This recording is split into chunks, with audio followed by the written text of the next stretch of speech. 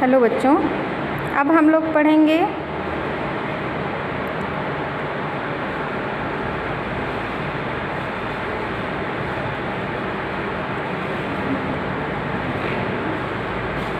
मोर मुकुट की चंद्रकन यों राजत नंद नंद मनु शशि शेखर की अकस कित शेखर सतचंद।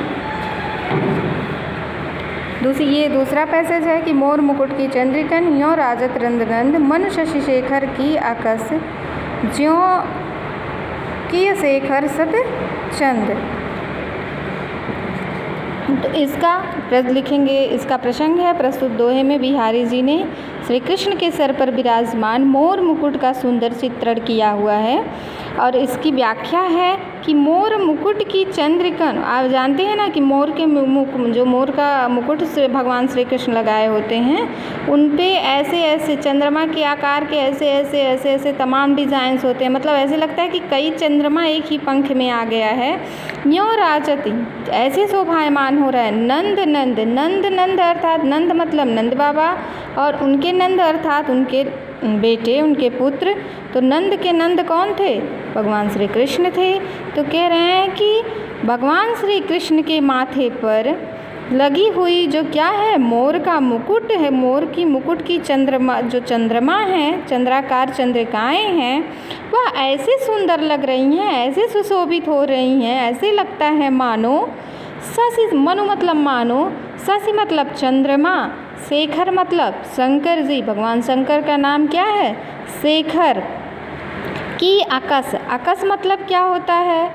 आकाश मतलब प्रतिबिंब, आकाश मतलब प्रतिबिंब या तुलना करना। ऐसा लगता है मानो भगवान शंकर के सर पे भी एक चंद्रमा है ना, इसीलिए कह रहे हैं ऐसा लगता है मानो भगवान शंकर के चंद्रमा की तुलना करने के लिए किन्होंने भगवान श्री कृष्ण ने अपने मोर के मुकुट में सैकड़ों चंद्रमाओं को धारण कर लिया है। कह रहे हैं कि नंद के नंदन अर्थात भगवान श्री कृष्ण के मोर मुकुट की जो चंद्राकार चंद्रिकाएँ हैं या चंद्रमा है, ऐसे शोभायमान हो रहा है, ऐसे सुंदर लग रहा है कि मानो भगवान शंकर से प्रतिस्पर्धा करने के लिए उन्होंने अपने मोर के मुकुट में सैकड़ों चंद्रमाओं को धारण कर लिया है।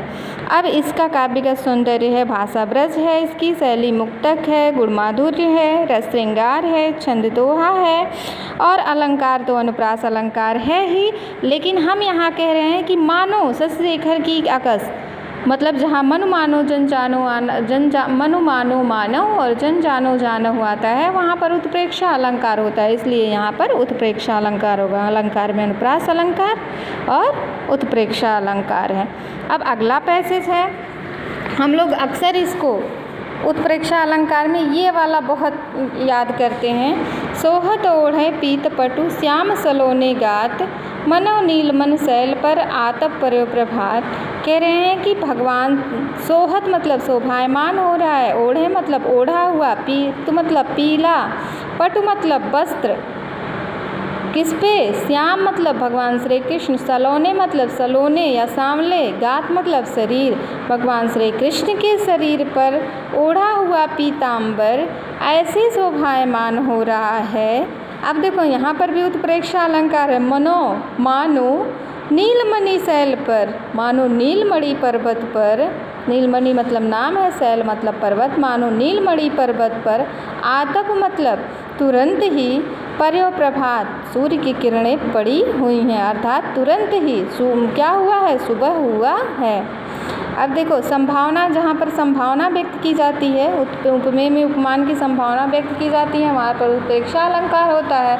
और पहचानने वाले शब्द तो मैंने इसके पहले बताए, मनु मानो मानव जन जानो जानो।